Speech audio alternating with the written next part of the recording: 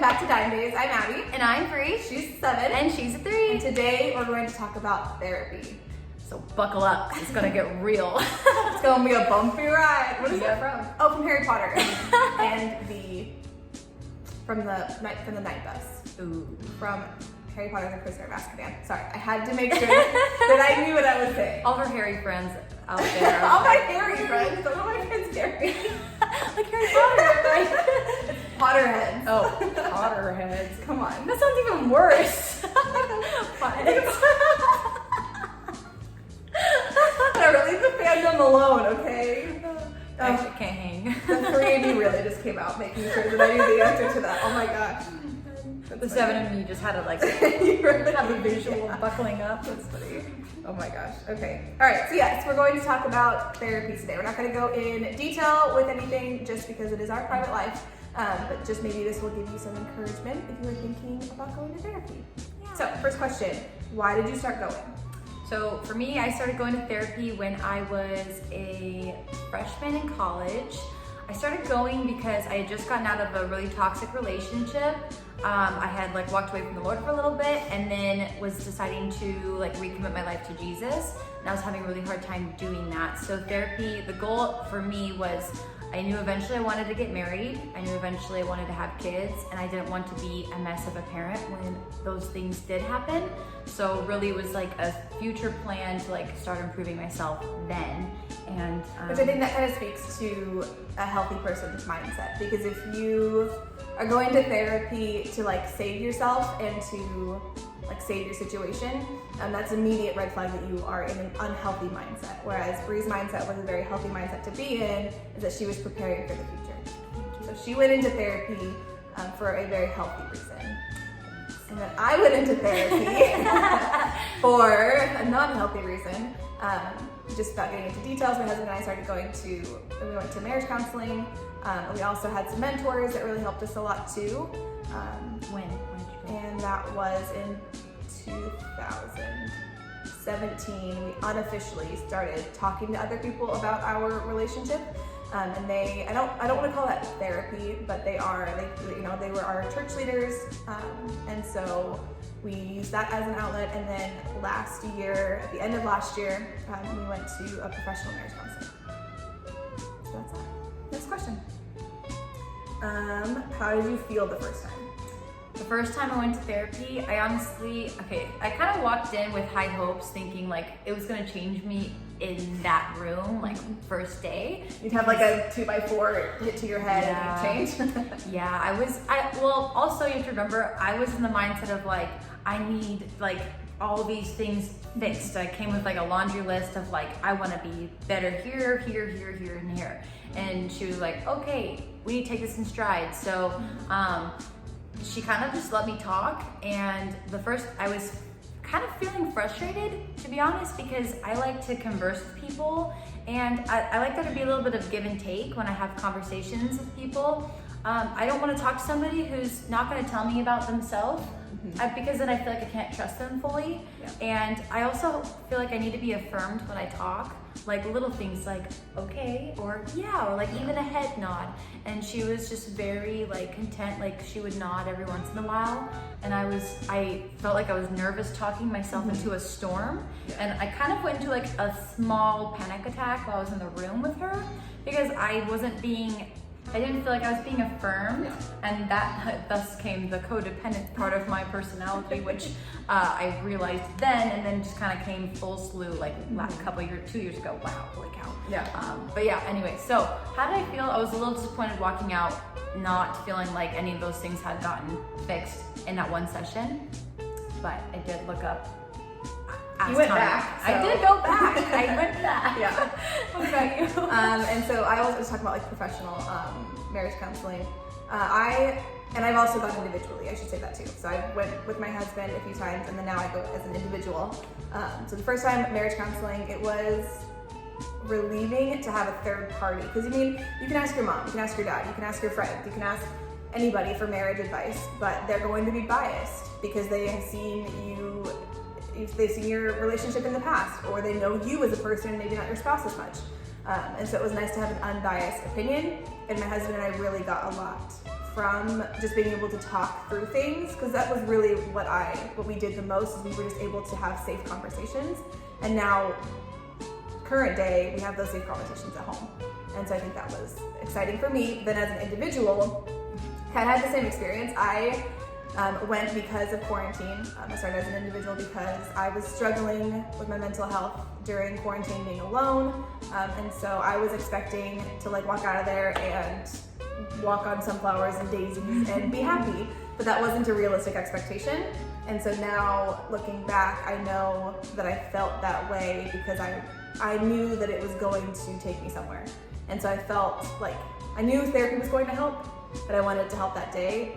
But looking back, I know that wasn't realistic. But I knew, I feel like I'm just talking in a circle. No, I know what you mean, yeah. High hopes and then like crushed dreams, but also like, it's like the brokenness of reality, like the beauty in that, of like, I have these aspirations, I'm here, and you're like kind of somewhere in the middle, lower part of that region, you know what I mean? So but I went back because I knew that it was going to be helpful. Even if it wasn't that day that I felt like I was fixed. Whoever is really fixed. I mean, nobody, I tell you. No one's ever really fixed. When you go to heaven, you need Jesus. Yes. And then how do you feel now about therapy? So hindsight, when I started therapy, how old was I? When I started college? 19. I was 19 years old. I'm almost 25, 2 weeks away from 25. So I don't know how many years that is. 6 years, I think. So wow, 6 years of doing therapy. It's been a lot. Hindsight, I didn't see the same therapist the same amount of time. I saw 2 different people in my time in college, so through 2 different therapists. I took like, I guess a year and a half off from the time like I got married to the time I went in like that February. The parents got divorced, and then have just finished Celebrate Recovery, which is like a group therapy. So I guess between all of that, I feel like I've come a long way. I know I still got some work to do. I'm not like where I want to be as a human, but I feel like I've been able to cope with things a lot better than I was, especially 2 years ago. I just feel like I was like crying on the daily, like I was a mess. But hindsight, I'm glad that I made myself go and kind of dragged myself there some weeks. I remember when I started going in the fall of this past year, there were weeks where I was like trying to find every excuse in the book not to go. And then I'd tell my husband, and thank goodness, like he was always like willing to go on the nights I wasn't, and then vice versa, like I was willing to go on the nights that he didn't want to go, because we kind of like had to like pull each other there some weeks. Because there were weeks I'd get in the car and I'd sit there in the parking lot and be like, I'm not moving from this car. Because getting out and going is the hardest part. But every single time I left, I was so glad that I went. It's like working out. You don't want to do it, and then you do it, and you feel so much better because you did something good for yourself. Right, and I think the reason, like just what you were saying, like a workout, when you work out, you're exhausted, your body, your muscles are tired. It's the same thing with like therapy. It's like a workout for your mind and your heart and your emotions. So like I'd be mentally, emotionally exhausted, and I didn't feel like I could keep up with that and like the same pace I was living. So I think that was why I was forced to like slow down. Thank God was slowing me down with my health issues that arose from not doing so. So make sure that you're resting while you're in therapy, because it's important. It's emotionally exhausting. So. Oh, how do I feel about it now? Yeah. I don't know. I'm still working through, in the more beginning stages of, like she just gave me my first homework assignment, and then it's due today, Wednesday. And so I'm kind of in the more beginning stages of individual therapy. And so I'm excited, but I haven't, I'm not so far in where I've seen a lot of growth. I've obviously seen some growth in self-actualization, but more in the beginning stages because therapy takes a long time. Like you said, you've been going for 6 years. Yeah. It's a process, and it's a commitment, and it's just, again, like working out. You're not gonna see major body changes in 6 months. It takes almost a full year for your body composition to change. So I think being where I am, I'm glad that I go, and I'm excited to go when I go, but I'm exhausted. Yep. Because I'm working every day really hard to make sure that I'm doing what she has, for me to. Yeah. So which is huge. And it's a big thing to say and commit to, because like it's hard to do what's not natural to us. Yeah. It's like rewiring our brains, and like this is a fun psychology thing, childhood psychology thing. So when we're learning something for the first time, we're very receptive to it. It's like your brain's like almost lubricated in a way to where we're able to receive it better. But when you have to unlearn something or relearn something, replace that with something else. Yeah, it has to cross over, like it physically like crosses like that. And so it takes like a 1-2. It's not like a smooth glide. And so with relearning behaviors and relearning like how to think and things like that, it takes a lot of time and a lot of energy and a lot of grace. A lot of grace, because it's not fun, and you really have to think about it. Like there'd be times where like for example, like with like eating, like what you just witnessed, just snack down a whole bunch of Starbursts. Like there'd be times where I wouldn't even think about it, and then there'd be other times where like I would sit there and be like, oh crap, I wasn't supposed to have sugar today. I'm like fasting or whatever it is, and it's like it's not natural to think the way you didn't think before, if that makes sense. So yeah, I'm looking forward to the days where I don't have to try so hard every day, because I know I will get to a point where every day isn't hard. I have good days, and I have good days now, but I have to work every day, and so I'm looking forward to the days where it's not so much work, for sure, which I know will come. All right, next question. How have you seen change since starting therapy? I've seen a lot of things, I guess, like change from like my emotional health, but also in my relationships.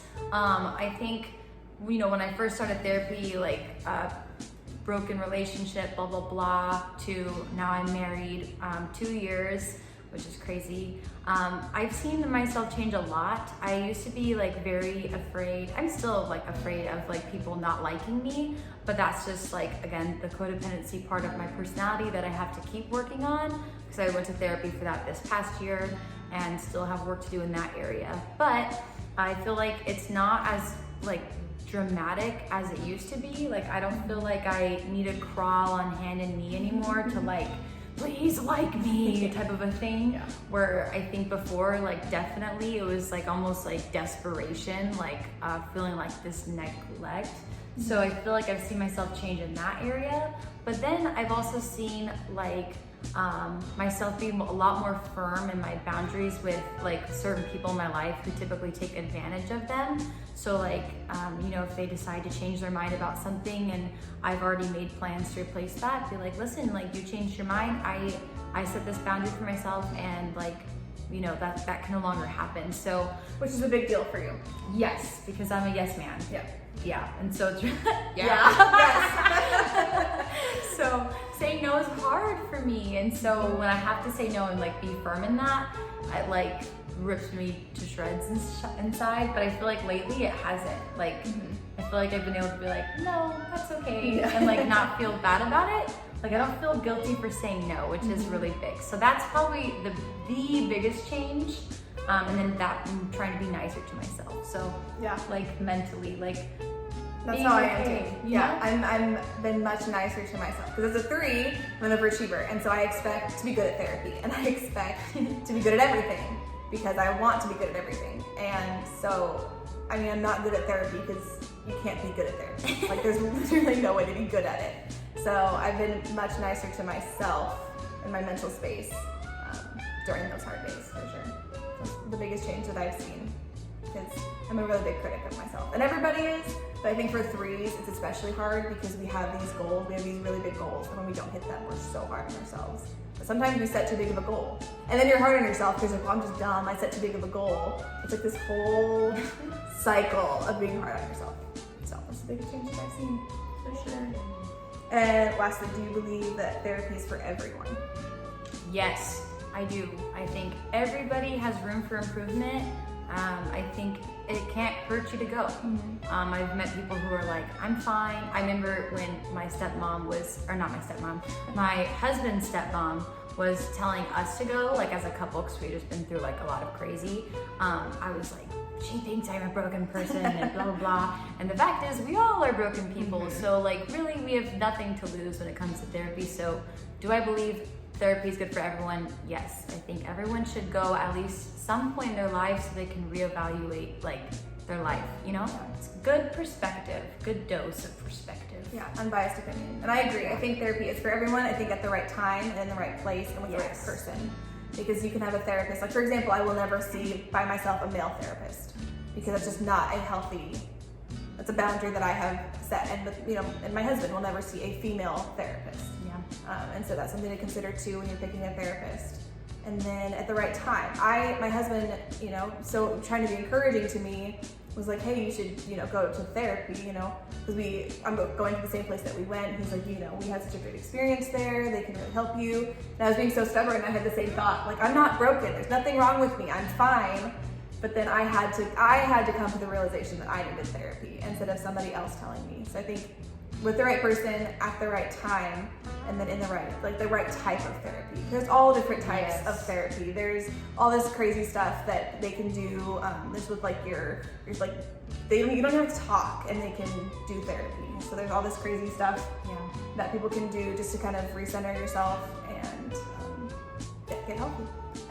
Piggybacking off what Abby said, I think sometimes if you try to force therapy in a season where you're not going to be receptive to healing, can be really detrimental. It will do more harm than good. Yes, because you know, for example, after a big trauma, like after my parents got divorced, I went to go see a therapist, and she actually refused to see me because she said, it's too soon, you're in shock, and I know that you want to work through this, but you need to wait. And it literally shattered my soul when she said that to me. But hindsight, I'm so glad she did, because I don't think I would have been in a place to like truly be honest with myself and really evaluate where I'm at. So I think, you know, it's okay to be proactive and it's okay to like want to do it, but I feel like you need to know when is the time, like your heart and stuff. So it's okay if people like suggest it to us, because we both had people suggest it to us, and like we both end up in therapy It was somehow. out of love. Yes. It wasn't out of. But we still ultimately had to be the one that dealt the cards and like chose how to play.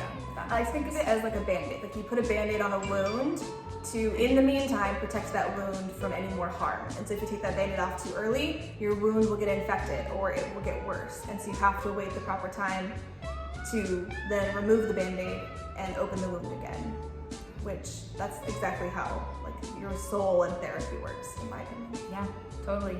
Yeah, but that's pretty much like our 2 cents on therapy. Yes. And yeah, I hope this video was helpful to you in some way. From just talking about our experiences and stuff. So if you feel comfortable, leave your comments below on what your experience in therapy was, and maybe or maybe not, like, was it similar to mine and Abby's? Yeah, for sure. So thanks guys again for listening to our 2 cents, and we'll check you guys out. We'll check you out. We'll check you out, baby. Thanks guys for listening to our 2 cents, and we will see you guys next week. Bye. Bye.